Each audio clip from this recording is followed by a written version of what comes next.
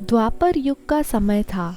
एक तरफ राधा रानी की नगरी जहाँ प्रेम की खुशबू वास करती है, और दूसरी तरफ भगवान श्री कृष्ण का दरबार जहाँ ज्ञान और लीला दोनों का वास है। आज की यह कथा भक्ति, श्राप, प्रायश्चित और अमर सुहाग के वरदान की है। महल का भव्य प्रांगण, शाम की ठंडी हवा, तुलसी की हल्की सुगंध चारों ओर फैली हुई है, और देवी सत्यभामा भगवान श्री कृष्ण के पास उत्सुकता से बैठी है। नाथ, मेरे मन में एक प्रश्न है जो मुझे निरंतर विचलित कर रहा है। रुक्मिणी प्रतिदिन तुलसी के पौधे को जल क्यों अर्पित करती हैं? दीपक क्यों प्रज्वलित करती हैं? इस भक्ति के पीछे क्या कारण है? देवी सत्यभामा, बहुत अच्छा सवाल पूछा है तुमने। सभी पेड़ों और पौधों में तुलसी श्रेष्ठ मानी जाती है, और तुलसी मुझे भी सबसे अधिक प्रिय है। अब मैं तुम्हें एक कथा सुनाता हूँ कि तुलसी पर जल चढ़ाने और तुलसी के पास दीपक जलाने का क्या महत्व है। जो भी स्त्री इस कथा को ध्यान से सुनती है वह हमेशा सौभाग्यशाली रहती है। उसके घर में सुख समृद्धि आती है और गरीबी दूर हो जाती है। एक समय की बात है, श्याम नाम का एक वैश्य था जिसके पास धन, सुख, संपत्ति सब कुछ था, लेकिन एक चीज की कमी थी, और वो थी संतान। संतान ना होने से वैश्य और उसकी पत्नी हमेशा उदास रहते थे। हमारे पास धन, संपत्ति, किसी चीज की कमी नहीं है, पर मन को सुकून तभी मिलेगा जब हमारी संतान होगी। हाँ, हम कितनी भी दौलत जमा कर ले, लेकिन संतान के बिना हमारा जीवन अधूरा है। मैंने सारे उपाय किए, दान पुण्य किया, वैद्य को बुलाया, पर कोई परिणाम न मिला। मैं समझ नहीं पा रहा आखिर कारण क्या है। एक दिन वह वैश्य वशिष्ठ मुनि के आश्रम गया। वहां उसने वशिष्ठ मुनि से याचना की, हे मुनिवर, मैं बहुत दुखी हूँ। मेरी कोई संतान नहीं है। कृपया मुझे बताएं, ऐसा कौन सा कारण है जिसके लिए मैं निसंतान हूँ? हे श्याम, मैं अपनी दिव्य दृष्टि से तुम्हारे पिछले जन्म के कर्मों को देखता हूँ।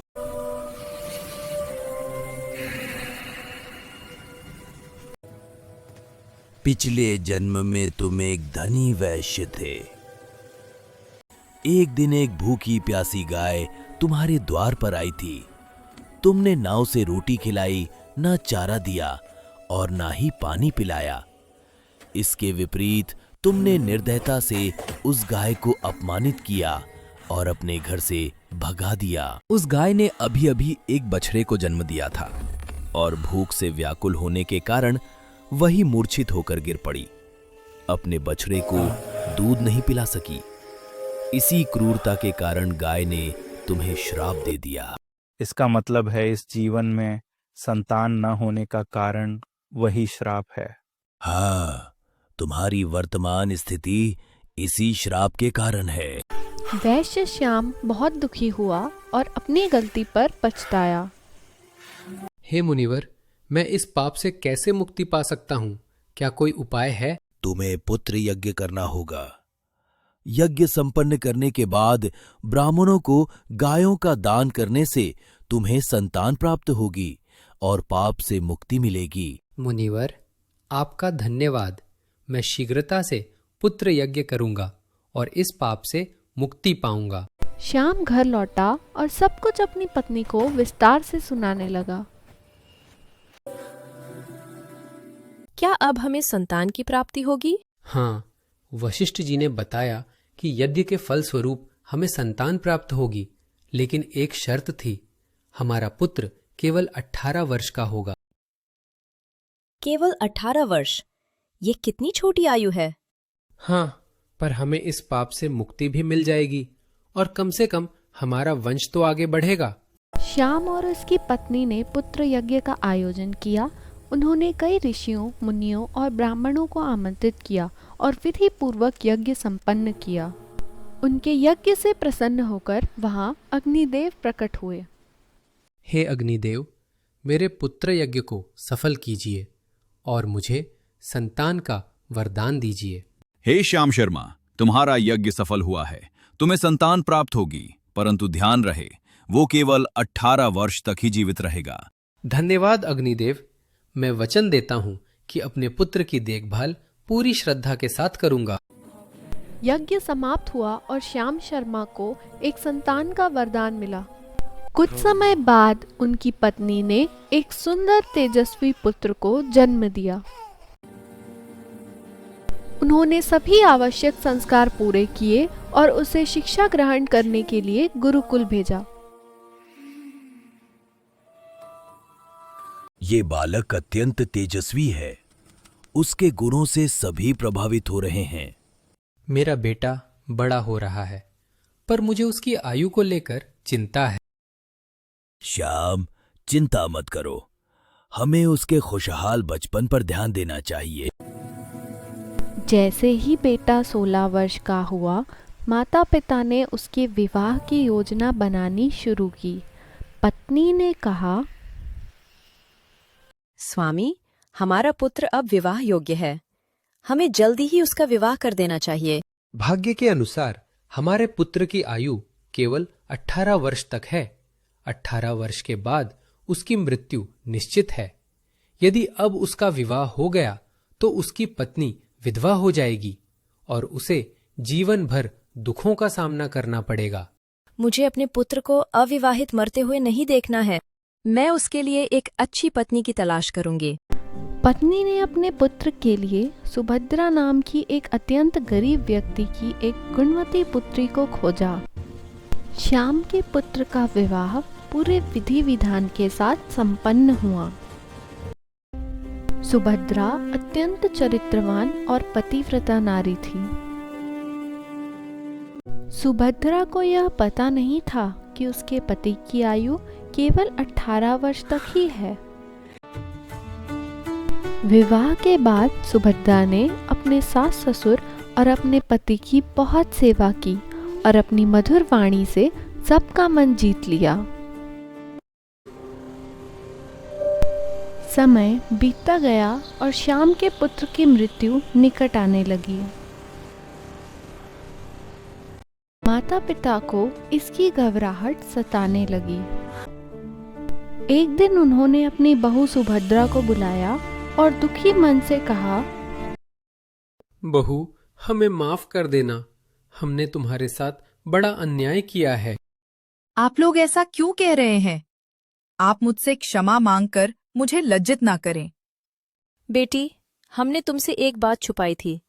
हमें हमारा पुत्र यज्ञ के फल स्वरूप प्राप्त हुआ है। हमारे पुत्र की आयु केवल 18 वर्ष तक ही है और वो समय निकट आ गया है। ये तो जानकर दुख हुआ, पर मैं आपको ये विश्वास दिलाती हूँ कि आपकी चिंता बेवजह है। मैं अपने पति के प्राण की रक्षा करूंगी। मुझे बस एक दीपक, जल का घड़ा और एक गाय चाहिए। श्याम ने तुरंत अपनी बहू को दीपक, एक जल का घड़ा और गाय उपलब्ध कराया। बेटी सुभद्रा, जैसे तुमने कहा, मैंने वह सब मंगवा दिया है। धन्यवाद ससुर जी। मैं अपने पति की रक्षा के लिए पूरी तैयारी करूंगी।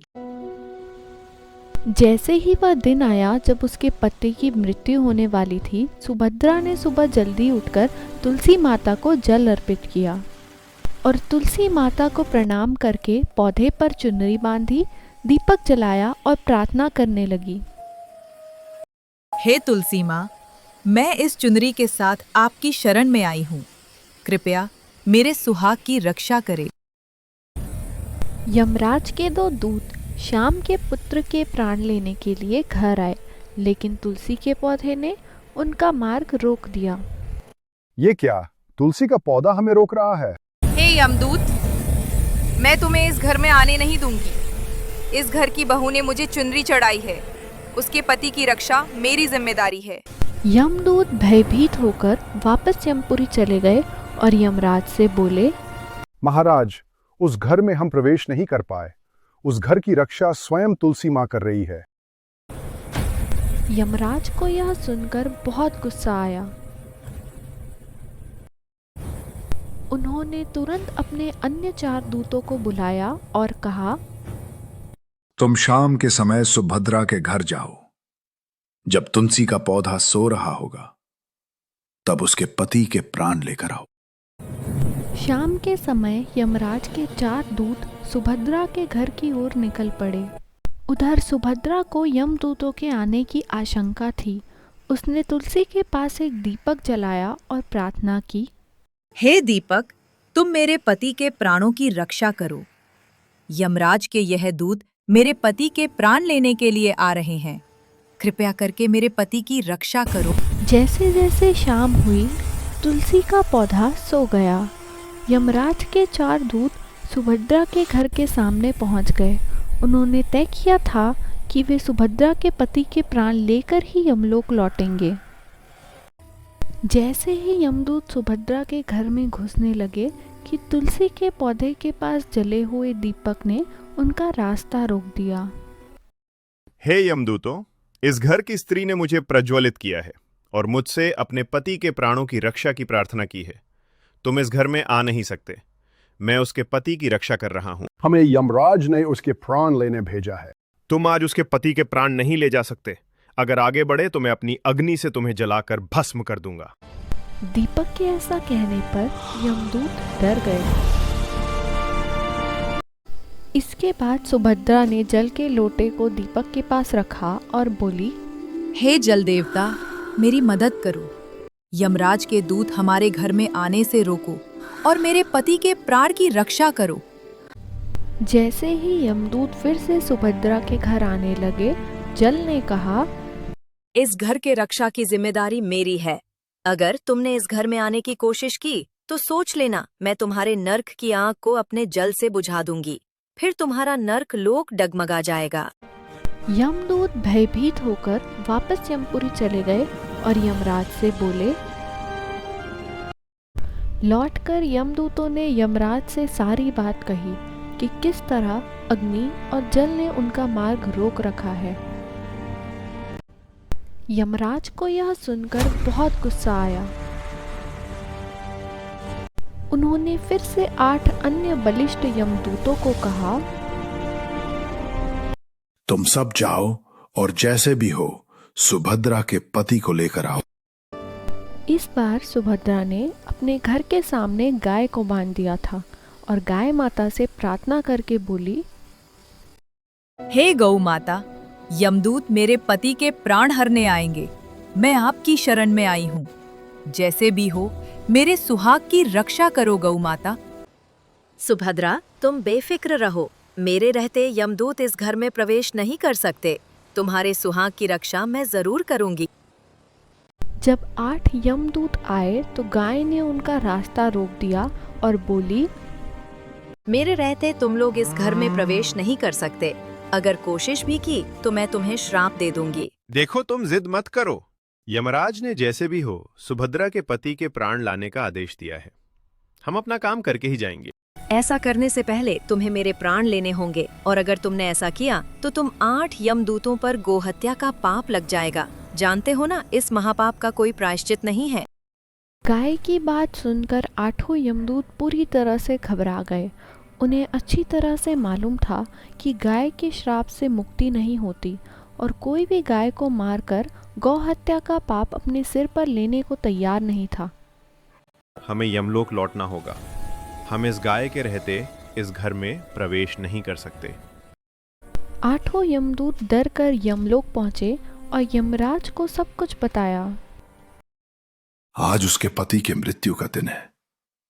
अब मुझे ही कुछ करना पड़ेगा। यमराज अपने भैंस पर सवार होकर सुभद्रा के घर के पास पहुंच गए।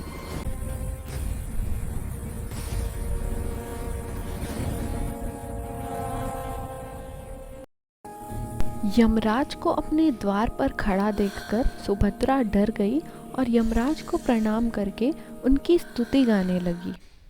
हे धर्मराज, आप ही प्राणियों के पाप और पुण्य का लेखा रखते हैं।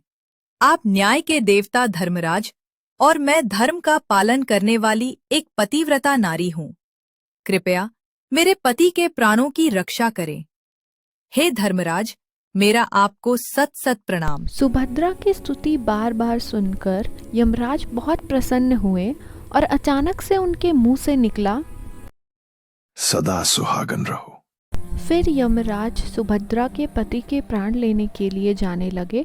तब सुभद्रा ने यमराज को फिर से प्रणाम करते हुए कहा, हे यमराज, आपने अभी मुझे अपने मुख से सदा सुहागन रहने का आशीर्वाद दिया है, फिर आप मेरे पति के प्राण कैसे हर सकते हैं?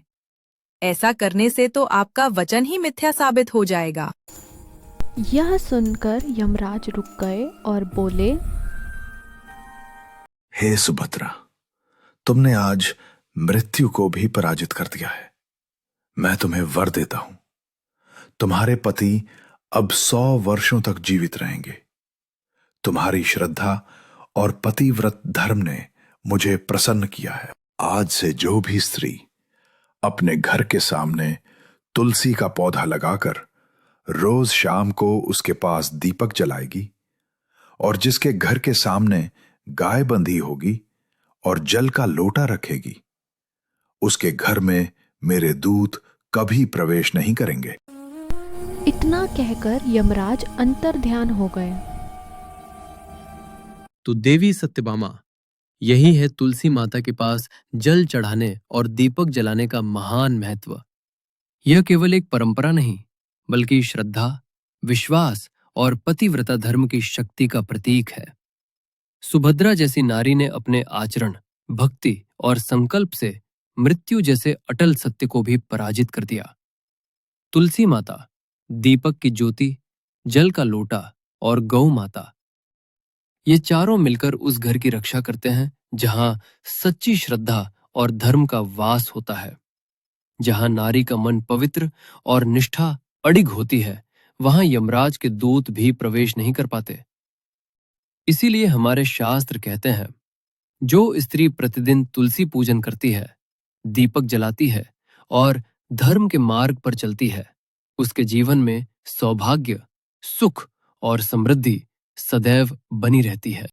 यदि यह कथा आपके हृदय को स्पर्श कर गई हो तो इसे अपने परिवार और प्रियजनों के साथ अवश्य साझा करें, ताकि हर घर में तुलसी माता की कृपा और दीपक की अखंड ज्योति जलती रहे। जय तुलसी माता।